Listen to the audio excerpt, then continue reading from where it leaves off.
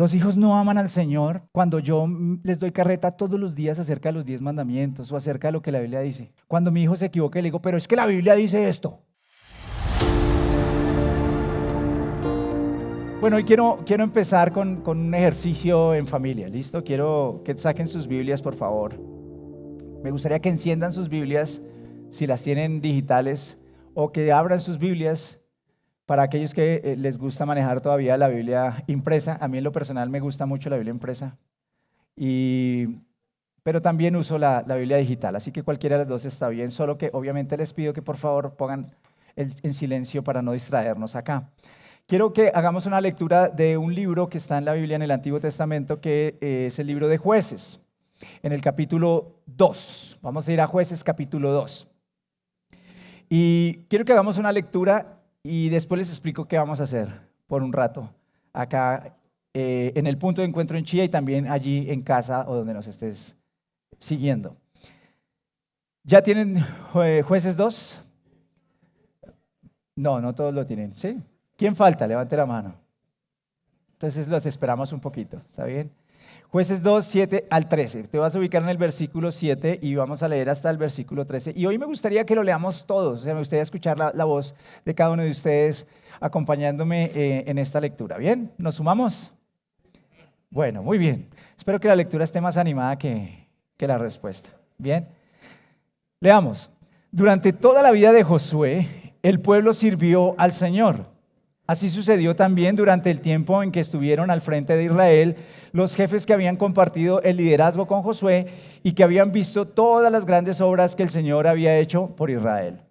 Josué, hijo de Nun, siervo del Señor, murió a la edad de 110 años y lo sepultaron en Timnat Heres, tierra de su heredad, en la región montañosa de Efraín, al norte del monte de Gaas. También murió toda aquella generación y surgió otra que no conocía al Señor ni sabía lo que Él había hecho por Israel. Esos israelitas hicieron lo malo ante los ojos del Señor y adoraron a los ídolos de Baal. Abandonaron al Señor, Dios de sus antepasados, que los había sacado de Egipto.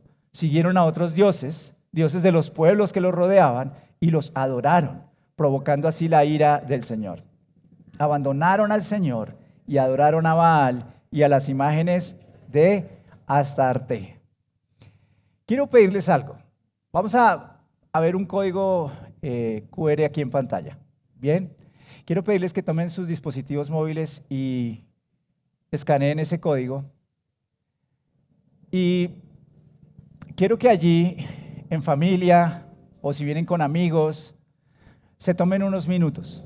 Hoy vamos a empezar diferente. Y se van a tomar unos minutos para conversar sobre este pasaje que acabamos de leer. Me gustaría ver algunas cosas que hay allí. Se habla de rebelión y desobediencia, hubo idolatría, no les enseñaron a las nuevas generaciones, los padres no les enseñaron a los hijos. Dice eso ahí el texto. Podría ser, ¿no es cierto? ¿Quién sabe? Ahorita vamos a ver. Desobediencia, el pueblo se desvió adorando otros dioses. Santi Pico no entendió nada. Bueno, sí, eso sí, ya. ¿Qué pasó, Santi? Hubo desconocimiento del Señor, somos desagradecidos con Dios y una vez obtenemos cosas de Él, nos olvidamos de lo que Él ha hecho por nosotros y lo traicionamos. ¡Wow! ¿Sí? La idolatría trae como consecuencia la ira de Dios. Debemos ser siempre fieles a Dios, decidieron dejar a Dios, se olvidaron de enseñar la palabra del Señor a las generaciones venideras. Veo que el tema de enseñar a las nuevas generaciones es importante, ¿cierto? Porque las generaciones futuras pierden la oportunidad de conocer la palabra de Dios. Que el Señor nuestro Dios uno es, solo hay uno. La importancia del liderazgo y de transmitir la palabra de generación en generación, hablarles a los hijos. La herencia más poderosa es el conocimiento del Señor y es obligación de los padres heredarle a los hijos y a los nietos. Un legado importante que dejar para los hijos. Dice que no transmitieron de la manera adecuada a la nueva generación quién era Dios. Un pueblo que no enseñó a sus generaciones a amar y temer a Dios, que dejó de eludir la verdad y no la preservó como Dios la había ordenado. Wow, es como más o menos el tema, ¿no? Las generaciones que no logran conectar Se habla de Josué, un hombre que vivió para Dios, pero esa generación habló a las siguientes generaciones sobre Dios. No habló, supongo que es lo que querías decir. El legado, Dios es un Dios celoso, no hubo transferencia generacional. En general, yo creo que eso es lo que salta a la vista de esa lectura, ¿cierto? Siempre nos tenemos que cuestionar qué pasó ahí, qué pasó en este grupo de personas. Y yo les digo, yo estoy muy cuestionado en este tiempo, en realidad lo estoy, con respecto a lo que está pasando, esa desconexión entre generaciones. Y no me refiero solamente afuera, me refiero dentro de la iglesia. Yo mismo estoy muy, no sé cómo decirlo, a veces hasta confundido un poco de cómo trabajar con las nuevas generaciones y cómo trabajar con nuestros hijos y trabajar con esa siguiente generación, porque yo debo decir que yo estoy convencido de que Dios es real. Yo estoy convencido de que Dios me salvó, estoy convencido de que Dios ha hecho una obra en mí, estoy convencido de que Él camina conmigo todos los días. Pero si soy honesto, a veces veo muchos papás en la misma posición que yo u otros líderes o personas que podríamos ser de una generación mayor y de pronto veo a las siguientes generaciones y digo, ¿qué está pasando? ¿Qué está sucediendo con las siguientes generaciones? Ahora, si lo sacas de la iglesia y lo llevas a un país, cuando piensas en Colombia, siempre como que ponemos la esperanza en la siguiente generación, ¿se han dado cuenta? Y yo estoy seguro que cuando ustedes eran jóvenes, por lo menos en mi caso, yo recuerdo que a mí me decían, ustedes son el futuro de Colombia. ¿Y qué pasó con el futuro de Colombia? Y a cada generación se le dice lo mismo, usted es el futuro, pero hay algo que no entendemos, que debemos hacer, ¿qué es lo que está pasando? ¿Por qué no logramos ser efectivos en transmitir eso que debería ser tan poderoso, tan bueno? ¿Cuántos podemos estar de acuerdo en que Colombia es un país precioso? Yo estoy convencido de que Colombia es un país hermoso. ¿Cuántos podemos estar convencidos que Colombia tiene una gente preciosa, talentosa, inteligente, emprendedora? Yo soy de los que cree eso. Porque creo que hay gente que está haciendo el mal, pero también creo que por alguna razón esas personas se desconectaron también de algo. ¿Y en dónde estamos fallando en transmitir? Y cada generación viene y como que es borrón y cuenta nueva. Es como cuando hay un nuevo gobierno, ¿sí se ha dado cuenta? Entonces viene un nuevo gobierno y todo lo que hizo el otro gobierno es malo, lo borra todo y arranca de ceros otra vez. Y así pareciera que debieran ser las generaciones. Entonces como que arrancamos de cero y borremos todo porque es que los viejos no supieron qué hacer, los viejos no saben qué hacer. O dañaron todo. Lo que yo escucho muchas veces hoy es que los adultos dañaron el mundo. No, no es cierto. Y volvamos hoy al pueblo de Dios. Me impacta porque dice que durante la vida de Josué, que fue el sucesor de Moisés, el pueblo le sirvió fielmente al Señor, lo siguió. Y no solo Josué, sino los que estaban con Josué. Había otro liderazgo que estaba allí con Josué. Y vivió como 110 años, dice allí la Biblia. Pero que cuando él murió y murió toda esa generación, surgió otra generación que no conocía al Señor. Y eso es preocupante porque ¿qué pasó cuando esa generación no conocía al Señor? Se desvió. Se desvió a hacer cosas que no debía hacer. Miren, quiero que entiendan el contexto de lo que la Biblia nos enseña. Cuando Dios rescata al pueblo de Israel de la esclavitud en Egipto, le dice, yo los saco de allí porque ustedes son esclavos. Y quiero darles libertad, y quiero darles una tierra en la que fluye leche y miel. Es una forma de decir que era una tierra de mucha abundancia. Y entonces les dice, por favor, manténganse firmes, fieles, y yo estaré con ustedes, yo los cuidaré, yo los respaldaré y ustedes producirán muchas cosas. Pues es una promesa increíble. Y ellos entran y empiezan realmente a hacerlo. Y empiezan a prosperar. Y con el paso de los años prosperan muchísimo, y ese pueblo se convierte en un pueblo muy, muy, muy poderoso. Pero esta generación se olvidó de eso, empezó a caer en algo que es como una comodidad, y hay 3 razones que uno podría encontrar por las cuales estas personas se alejaron y empezaron a adorar a otros dioses. Ellos en principio adoraban a Dios, y quiero que entiendas que todos hemos sido creados para adorar. Ese es el diseño del ser humano. Si tú y yo no adoramos al Dios creador, adoraremos cualquier otra cosa. Hasta el más ateo tiene su corazón puesto en algo. ¿Sí? Algo será su Dios, algo será su ídolo. Adoración es entregarle nuestra vida, todo nuestro pensamiento, nuestra agenda, nuestras cosas a algo o a alguien. Y eso siempre está allí en la mesa. Siempre le entregarás tu corazón a alguien o a algo. Así no creas. Por eso la gente que dice que no es religiosa no entiende que en cierto sentido hay una necesidad de conectar con lo trascendente y va a encontrar en otras cosas una forma de adoración. Entonces esta gente, al alejarse de Dios, ¿qué termina haciendo? Adorando otros dioses. ¿Qué dioses están allí mencionados? Está, por ejemplo, Baal o Astarte, que eran los dioses principales de la tierra cananita. Pero había una serie de cultos alrededor de esos dioses que ellos empiezan a hacer. No es tan sencillo como solamente adorar a ese dios en un rito un domingo, por decirlo de alguna forma, sino que de ahí se desprenden una serie de cosas. Cuando tú adoras algo, empiezas a vivir de acuerdo con lo que adoras. Entonces hay 3 razones por lo menos que yo encuentro para esta apostasía, como la llaman algunos. Primero, cuando este pueblo de Israel entra a la tierra prometida, los cananitas supuestamente eran un poco más avanzados en ciertas cosas. Y en realidad lo eran en artes y en ciencia. Piensen que los israelitas fueron esclavos por 400 años. ¿Qué arte pudieron desarrollar en 400 años? ¿Qué tecnología pudieron desarrollar en 400 años? Entonces, cuando ellos entran a esa tierra prometida, encuentran una gente que se ve como más que cool. Se ven más cool, se ven más avanzados, son más play. Esta gente, wow, esta gente es tremenda, ¿no? Entonces, estos que son más cool, que son más avanzados que nosotros, ellos sí saben cómo es la cosa. Nosotros no. Nosotros somos unos pobres esclavos que no tenemos ni idea de nada. Primera cosa. Segundo, como no había guerra, como no había conquista, como no había necesidad de milagros porque no estaban en el desierto, esos milagros evidentes que se dieron en el desierto, entonces el pueblo ya no podía ver a Dios como lo vio Moisés, como lo vio Josué o lo vieron el resto de líderes. Para ellos, los milagros de Dios se les volvieron comunes. Porque quiero decirte algo, cada día estoy más convencido que todos los días vemos milagros. Es solo que no lo reconocemos. ¿Sabes una cosa? Que tengas un bebé es un milagro. Hoy es un milagro. Que puedas procrear es un milagro.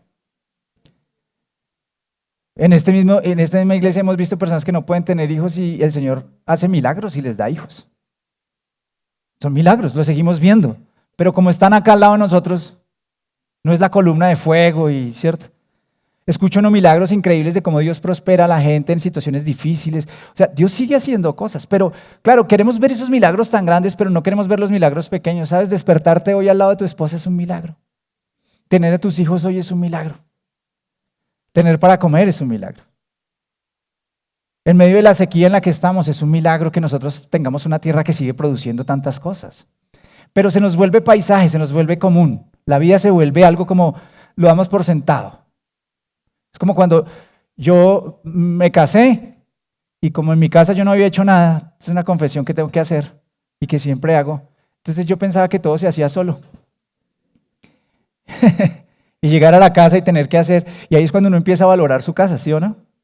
Cuando sales a trabajar y papá y mamá ya no te pagan todo, sino que tú tienes que pagarte todo y te das cuenta y dices, caramba, no aprecias lo que tienes, sino en la medida en que vas creciendo. Segunda razón, estas personas entonces pensaban que los que estaban allí en esa tierra donde habían entrado eran más avanzados, eran más cool. Y segundo, no valoraban los milagros y la presencia de Dios y la prosperidad de Dios, porque Dios los prosperaba. O sea, ese pueblo había sido esclavo y ahora era próspero, pero es porque Dios lo prosperaba. Y tercero, resulta que esos pueblos o ese culto a Baal y a Astarte tenía unas prácticas muy complicadas, sobre todo desde el punto sexual. O sea, eran pueblos muy morales. Entonces, Baal era como el dios de la agricultura.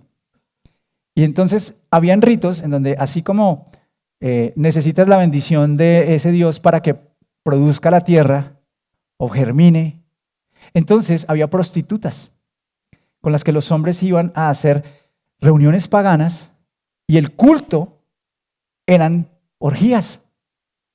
O sea, era de ese calibre. Entonces las personas empezaron a caer en un estado de inmoralidad impresionante. Y se les metió la inmoralidad y creían que nos iban a contaminar. Fíjense estas tres cosas que hicieron que esta generación se apartara de Dios. Uno, veía a los demás como muy cool. Dos, no valoraba lo que Dios le estaba dando, lo que tenía. Y tres, se dejó seducir por la inmoralidad de su época. Cosa dura, ¿no?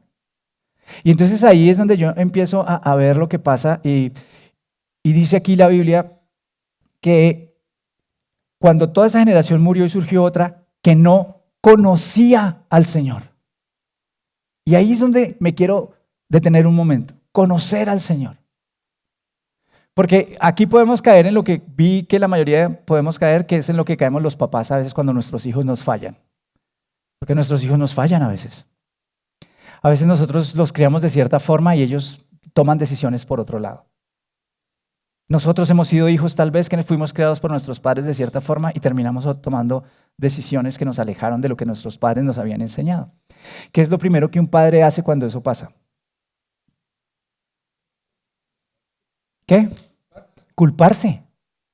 Lo primero que uno como padre hace es pensar en qué fallé o no. Pero ¿en qué fallé si yo hice todo lo que podía hacer? ¿Qué fue lo malo que yo hice? ¿Qué fue lo que dejé de hacer? ¿En dónde fallé yo para que mi hijo o mi hija haga lo que está haciendo? Y entonces el peso, la responsabilidad, o llamémoslo hoy, la culpa, siempre termina ¿en dónde? En los hombros de los papás. Ahora vamos a acordar algo. Los papás somos súper imperfectos. Bueno, creo que somos 3 los que creemos eso acá. Pero podemos acordar eso hoy, papás. Somos súper imperfectos. Y quiero que entendamos eso. Nosotros no somos Dios. No somos perfectos. Por tanto, claro, nos equivocamos. Por supuesto que nos equivocamos. Ahora, en la medida en que caminamos más con el Señor, acertamos más. Entonces los papás acordamos eso. Ahora quiero hablarle a los hijos que están acá. Entiendan, sus papás son imperfectos.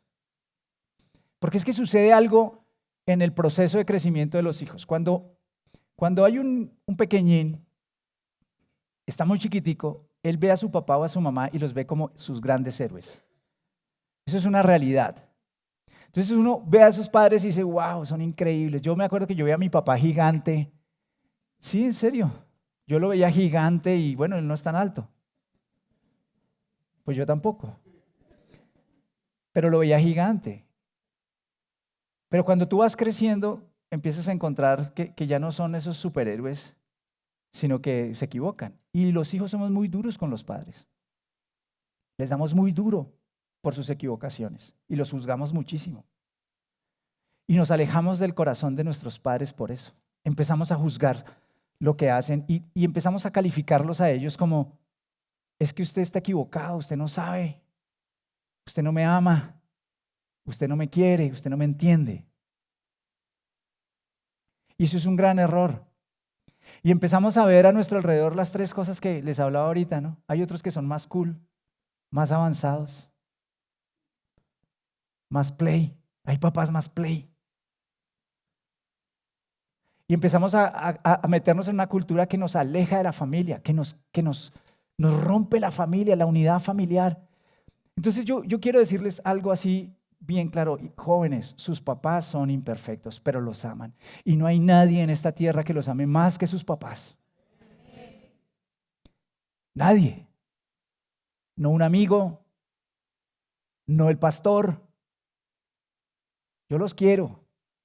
Ustedes no son mis hijos. Pero sus papás harían lo que sea por ustedes. En general, sé que hay papás que están dañados, muy dañados, pero no es la mayor, no es la generalidad, son la excepción. Pero, ¿a dónde quiero llegar con esto? ¿A dónde quiero llegar con esto? Que ya es tiempo de que nos quitemos esa culpa de por qué mi hijo no siguió al Señor, o por qué no sigue al Señor, o por qué no es tan comprometido conmigo, porque la palabra que hay allí que dice que una generación que no conocía al Señor. Yo quiero explicarte que no significa necesariamente que fue que los papás no le enseñaron a los hijos. Porque eso es lo que siempre creemos cuando leemos este texto. Es que esos papás no le enseñaron a los hijos, no le transmitieron eso a sus hijos. Quiero decirles que en esta época fue cuando surgieron los 10 mandamientos. Estaban recientes. Y en esta época es cuando la ley del Señor se estableció. Y en esta época es cuando se da ese mandamiento a los padres, cuando se les dice en Deuteronomio: enséñale a tus hijos a obedecer esta ley que yo te mando, y coloca la palabra en las puertas y colócala en la frente y enséñaselas cuando vayas por el camino. Y esta gente estaba fresquita aprendiendo esto. No quiere decir este texto necesariamente que los padres no hicieron la tarea. Puede que sí, puede que no. Pero lo que me hace pensar en esto es que la palabra no conocieron significa más bien no reconocieron. O sea, en el original, esa palabra no significa necesariamente conocer algo, sino es reconocer. O sea, lo que nos habla no es de ignorancia, sino de incredulidad. Esta palabra no nos habla de que es que eran ignorantes y no les habían hablado, no les habían dicho. Esa palabra nos dice más bien que eran incrédulos. A pesar de que les habían dicho, a pesar de que les habían contado, ellos no reconocían al Señor. ¿Por qué? Vuelvo a mi punto. Porque los otros eran más cool. Les parecían más cool, les parecía mejor lo que decían los amigos, le parecía mejor lo que decía las redes, le parecía mejor lo que dicen los artistas. Le parece más cool Taylor Swift. Sí, claro. Y Taylor Swift es una defensora del aborto, del homosexualismo, de un montón, pero es más cool Taylor Swift. Fuerte, ¿sí o no? Pero es la verdad. Entonces papá y mamá nos tratan de llevar por un camino y nos dicen: ay, hijo, pero guárdate, cuídate, sigue al Señor, que es lo mejor. Y yo digo: no, pero ¿qué va? Es que no es por ahí, porque es que mis amigos, porque es que la vida se vuelve, no puede ser que la vida sea esto. Y empezamos a desviarnos de Dios. Y empezamos a caer en estas cosas como la inmoralidad, como el seguir otros cultos, otros dioses. Empezamos a seguir a otras personas. Y entonces, ¿qué es lo que sucede? Seguramente los papás cometemos un error. Y es que cuando nuestros hijos se alejan de nosotros, nosotros nos alejamos de ellos. Entonces, cuando sus corazones se alejan de nosotros, nosotros empezamos a decir esta. Y no logramos conectar con ellos. Pero quiero hoy dejar un mensaje en nuestro corazón. Y es que Dios nos llamó a reconectar generaciones y a dejar un legado. ¿Y cuál es el mayor legado que le podemos dejar a nuestros hijos? El conocer al Señor. El pastor Álvaro dice el amor al Señor, pero yo quiero explicarles algo. El amor no es un concepto teórico. Los hijos no aman al Señor cuando yo les doy carreta todos los días acerca de los 10 mandamientos o acerca de lo que la Biblia dice. Cuando mi hijo se equivoca, le digo: pero es que la Biblia dice esto. Usamos la Biblia, a veces es como un fuete. ¿Sí saben qué es un fuete? Bueno, los adultos sabemos eso porque a nosotros nos daban de eso en la cola, ¿no? La varita para algunos, pero bueno, en fin, otros ni sin idea porque no les ponen límites. Pero usamos la Biblia como un castigo. Queridos, la Biblia no es para castigar a nadie. La Biblia es para inspirar, para educar, para corregir. Entonces nos volvemos personas que creemos que los hijos o las nuevas generaciones van a amar al Señor si nosotros les damos cantaleta todos los días, si los condenamos con versículos bíblicos, si hacemos ciertas cosas y no entendemos que el Señor quiere que trabajemos de otra forma. Y yo quiero que entiendan que desde el principio Dios estableció que su trabajo iba a ser de generación en generación, pasar de una generación a la otra el legado de Dios. Y esa palabra conocer también tiene otra connotación poderosa, y es que significa tener una experiencia. ¿En dónde está el problema, familia? Que esa gente de Israel, esas nuevas generaciones que surgieron, seguramente escucharon a Josué hablar de cuando Moisés oró y se abrió el mar. Cuando Josué decía eso, adivine qué pasa. Él estaba recordando algo que él vivió, que él experimentó. ¿Alguno de ustedes en algún punto de su vida, cuando recuerda algo, le viene una sensación chévere como un olor, que estuvieron en un sitio y lo recuerdan por un olor? A mí me pasa mucho ciertas ciudades que he visitado, ciertos olores que encuentro en algún lado. Digo, uy, me acuerdo cuando estaba en tal parte. ¿Sí? Como que uno lo evoca y uy, hay una sensación que el cuerpo la siente y todo eso. Bueno, eso es lo que le pasaba a Josué. Imagínense a Josué cuando contaba esa historia. No, y el Señor abrió el mar y no sé qué y todo. Y todos los otros chinos, bien, súper. Eso es como cuando uno se sienta con los hijos y les cuenta su testimonio en la casa, ¿sí se ha dado cuenta? Nosotros en la casa con mi esposa nos encanta contarles cómo conocimos al Señor. Y yo me doy cuenta que ellos preguntan, pero les cuesta entender. ¿Pero cómo así? ¿Pero cómo así? O sea, ¿y cómo fue eso? ¿Y cómo lo experimentaste? Yo, por ejemplo, a veces me levanto y estamos allí y les digo, mire, el Señor me ha mostrado esto y tal en la mesa, en el desayuno. Y mis hijos me dicen, ¿y cómo lo hizo? No es serio. Porque tú puedes pensar que porque tu hijo crece todos los días escuchando eso, entiende eso. Y no importa que sean hijos de pastor, queridos, son seres humanos que necesitan ser salvados. Necesitan salvación. Porque tienen la misma tendencia pecaminosa.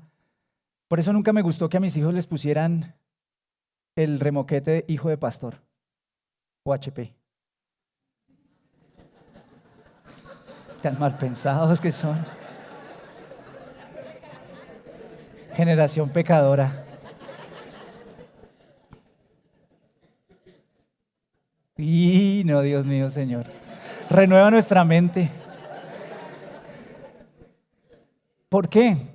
Porque es horrible. Un día mi hijo, en el colegio donde estudiaba, yo era capellán hace muchos años, mi hijo mayor, que era pequeño, hizo algo que no debía hacer. Y me entero yo que lo llaman y le dice, un profesor le dice, ¿cómo se le ocurre hacer eso? ¿Usted no sabe de quién es hijo? Usted es hijo de un pastor. Cuando yo me enteré de eso, llamé a ese profesor y le dije, nunca más le vuelva a decir eso a mi hijo. Porque él es hijo de Gabriel, no es hijo del pastor. Y él no necesita un peso que muchos adultos incluso no saben llevar. Así que cuando se equivoque, corríjanlo, y cuando haga las cosas bien, levántenlo, igual bien, chévere. Pero quiero que entiendan que nuestros hijos, por el hecho de venir a la iglesia, no son creyentes. Nuestros hijos, por el hecho de crecer escuchando historias, no son creyentes, no tienen una experiencia con Dios. Ese es el punto, experiencia con Dios. Y esa experiencia es la que necesitamos todos nosotros en algún momento para poder realmente caminar con Dios y no ir tras dioses paganos. La experiencia supera todo conocimiento, la experiencia supera todo aquello que nosotros podamos decirles de teoría. Y no estoy diciendo que no debemos conocer al Señor, por supuesto, y debemos prepararnos y conocer la palabra. Pero tenemos que orar por algo en este tiempo, y es porque nuestros hijos se encuentren con Él personalmente y reciban una experiencia de vida. Cuando yo vine a conocer a Jesús, fue tan brutal la experiencia que yo sabía que Dios había entrado a mi vida y había cambiado todo. Y me enfrenté con ateos en la universidad. Siempre les cuento esta historia a los jóvenes porque me gusta que ellos entiendan que cuando uno está con Dios, uno puede que haya muchas cosas que no sepa, pero Dios está con uno. Nosotros salíamos a los breaks, a los descansos de universidad, y yo estaba en la cafetería y alrededor mío había 20 personas debatiéndome el cristianismo. Y a mí no me daba miedo, a mí me encantaba. A mí me gustaba llegar a la universidad y me decían, y nos vemos mañana otra vez. Listo, mañana, y ahí estoy otra vez. Pero eso solo puede pasar cuando hay una experiencia. Muchas veces me hicieron preguntas que yo no supe contestar. Había ateos con unos grandes cuestionamientos, porque tienen grandes cuestionamientos a veces. Y yo les contestaba, no tengo ni idea ahorita de qué responderle, pero quiero explicarle algo, voy a buscar la respuesta. ¿Pero por qué podía yo decirle eso? Porque yo en mi corazón sabía que aunque no tenía la respuesta intelectualmente, caminaba con Dios todos los días. Y eso es lo que nosotros necesitamos orar por nuestros hijos. Yo no vengo hoy a darles una prédica de una fórmula, yo vengo hoy a invitarles a que oremos por nuestros hijos porque creo que estamos en un tiempo muy difícil. Y hoy la cultura viene cada vez más fuerte por nuestros hijos, más fuerte. Y necesitamos que ellos conozcan al Señor de una forma personal. El libro de Proverbios en el capítulo 20 dice esto: la gloria de los jóvenes radica en su fuerza, la honra de los ancianos en sus canas. Y aquí hay una combinación maravillosa de lo que debería pasar, porque Dios hace un trabajo que es generacional. Cada edad tiene su excelencia particular, cada edad tiene algo especial, cada grupo generacional tiene unas características distintivas. ¿Y los jóvenes qué tienen? Fuerza física, tienen vigor, tienen capacidad. ¿Qué tenemos los mayores? Sabiduría, experiencia. Cuando dice ahí que la honra de los ancianos está en sus canas, ¿qué está diciendo? No es porque tenga yo el pelo blanco, no, porque pues yo tengo algunas. Javier está lleno de canas, por ejemplo, pero no es que Javier sea más sabio que otro que no tiene canas. Lo que está tratando de decir allí es que los años te dan sabiduría. Pero también quiero hacer una acotación. No necesariamente los años dan sabiduría si no caminas con el Señor, porque conozco muchos ancianos muy necios. Y conozco mucha gente que tiene muchos años, pero realmente sigue repitiendo los mismos errores y los mismos errores y los mismos errores. Y eso no es sabiduría. Entonces, también es cierto, conozco muchos jóvenes muy sabios, porque caminan con el Señor. Pero en general lo que la Biblia está diciendo es que deberíamos poder unir estas dos cosas. La fuerza de los jóvenes. Esa nueva generación que debería empujar y debería salir y cambiar el mundo, que debería convertirse no en una promesa más, sino en una realidad, el futuro de un país diferente, con la fuerza que tienen. ¿Y qué está pasando hoy? Toman su fuerza y se la gastan ¿en dónde? En el mundo. Lo que hace el enemigo y esta cultura es muy hábil. Toma a las nuevas generaciones y les chupa toda su energía ¿en dónde? En el mundo. Se la pasan en rumbas, en cosas que no deberían hacer. Y no estoy generalizando porque creo que hay personas, hay jóvenes que tienen otra mentalidad. Y no estoy diciendo que la generación de jóvenes es mala. Estoy diciendo que, por el contrario, tiene todo el potencial para cambiar este país. Pero a veces se diluyen. Su energía se va. Eso es como cuando un joven se la pasa jugando Xbox todo el día. En vez de jugar Xbox todo el día, podrías hacer otra cosa mucho más productiva desde joven. ¿Cuántas cosas quisiera yo haber hecho de joven hoy en mi vida? Pero para eso necesitamos algo: humildad. Humildad. Si las generaciones nos vamos a integrar, si vamos a poder trabajar, necesitamos humildad. Abrazar nuestras limitaciones con humildad, porque una sola generación no puede lograrlo. Los adultos debemos ser tan humildes que podamos abrazar a estas nuevas generaciones y caminar con ellos. Transmitirles sabiduría, ser pacientes, cuidarlos, amarlos. No esperar que sean como nosotros, porque a veces le exigimos a estos jóvenes que expresen su fe de la misma manera en que nosotros la expresamos. Es diferente porque son generaciones distintas. Escucharlos más, darles más espacio. Nosotros estamos orando y yo estoy orando en esta iglesia porque se abra espacio para jóvenes. Estoy orando porque se levante la nueva generación de jóvenes. Estoy orando porque el Señor traiga líderes jóvenes. No es porque nosotros nos vamos a retirar, pero tenemos que darle paso a la siguiente generación. Y los jóvenes deben tener la suficiente humildad ¿para qué? Para aprender. Aprendan. Claro que hay cosas que nos pueden corregir, hay cosas que nos pueden enseñar, podemos aprender de ustedes, pero jóvenes, tengan un corazón humilde porque tanto los adultos como los jóvenes podemos ser bastante orgullosos y soberbios. Necesitamos humildad para aprender el uno del otro y no alejarnos. Y simplemente quiero hoy dejarles esto en mente. Si los padres no podemos producir esa experiencia, porque esa experiencia solo la puede producir Dios, ¿sí? O sea, encontrarse con Dios es algo que solo Dios puede hacer con una persona. ¿Qué podemos hacer los padres? Orar y crear ambientes donde nuestros jóvenes puedan exponerse a experiencias. Crear ambientes donde nuestros jóvenes puedan exponerse a experiencias. El hogar cristiano, en primer lugar, es en donde la presencia de Dios debe ser presentada y celebrada. El hogar cristiano. Son nuestros hogares los lugares en donde primero tenemos que presentar a Dios a nuestros hijos. Eso sí nos toca hacerlo. Pero debemos hacerlo ¿cómo? De una forma chévere. En estos días estaba viendo una serie que me recomendaron muy chévere, que se llama Fuimos los Afortunados. Es una serie fuertísima sobre una familia que sobrevivió al holocausto nazi. Y lo que me impresionaba es cómo en esa serie muestran las tradiciones que ellos tenían y cómo trabajaban esas tradiciones familiares de tal manera tan profunda que eso generó un sentido de pertenencia en ellos muy grande. Entonces el mensaje con el que quiero dejarte hoy es este. ¿Quieres dejar un legado en la vida de tus hijos? Empieces de tu hogar a construir tradiciones familiares poderosas. Tradiciones en donde haya la experiencia de Dios. Esta gente que hace la Pascua, por ejemplo. Pero la Pascua no es sentarse ahí a recitar algo sin sentido. Juegan, se divierten, hablan. Eso es lo que deberíamos hacer. El amor por las tradiciones familiares debe ser inculcado por los padres, por la familia. Eso crea sentido de pertenencia en los chicos. Celebremos juntos. Hay tradiciones que son muy válidas. Hay gente que dice, todas las tradiciones son malas. No son malas, son muy buenas.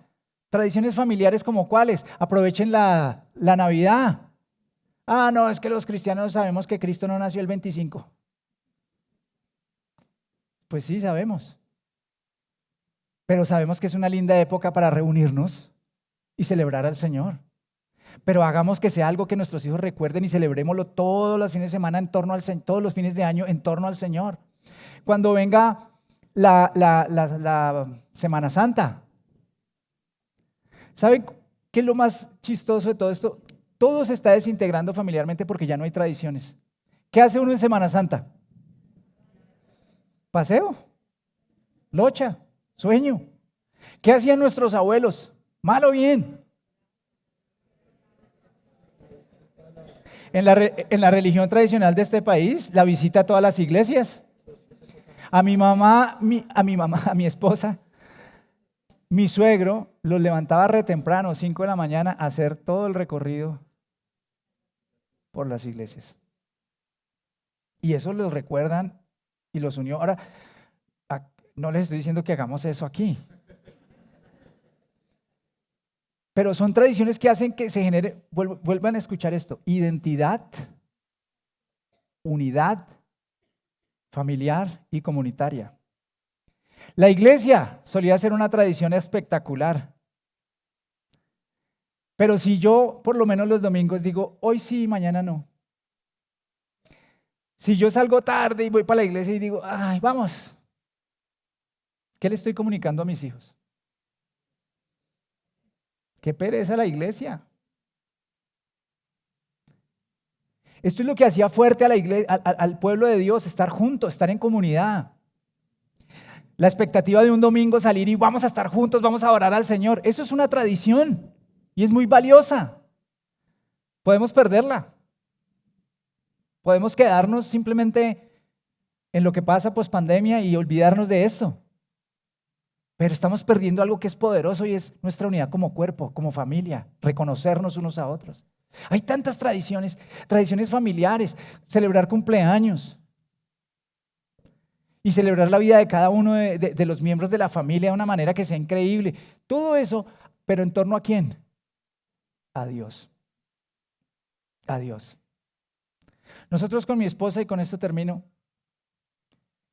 establecimos un día que llamamos nuestro Día de Acción de Gracias. No es el Día de Acción de Gracias de todo el mundo, es el Día de Acción de Gracias de nuestra familia.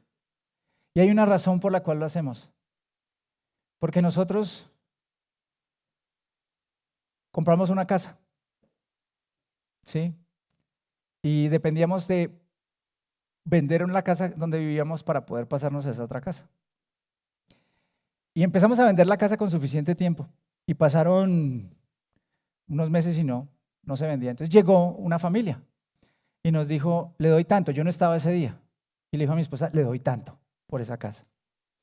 Y mi esposa se puso a pensar y dijo, no, pero si la vendo ahorita todavía no me entregan la otra y me está ofreciendo esto. No, pues nos ofrecía 10 millones de pesos menos por la casa.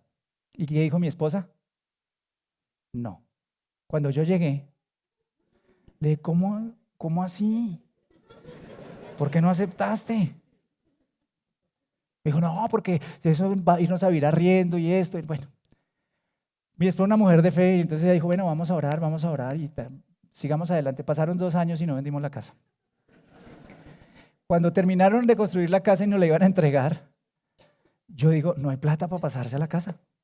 Entonces habíamos pagado un dinero, unas arras, un buen monto, y entonces le digo yo a esta gente de la constructora, le digo, mire, ustedes se demoraron más y esto y aquello, yo creo que vamos a deshacer el negocio. Entonces me dijeron, no puede. Y entonces nos tiene que dejar las arras, y yo, ¿qué? No puede ser, en serio. Y me devolvieron de mi esposa y con mucho amor le dije, si ves, por no haber vendido la casa en el momento que teníamos que haberlo vendido y tal. Y entonces me puse así yo en mi tono dulce y me puse a orar y yo, ay, ¿qué hago? Bueno, y así se nos volvió una tensión. Miren, no les miento, faltaba un poco más de una semana y se vencía el plazo y teníamos que pagar. Y entonces, esa mañana Dios le dio a mi esposa un sueño muy especial. Y a mí me habló de otra parte, me habló de otra forma.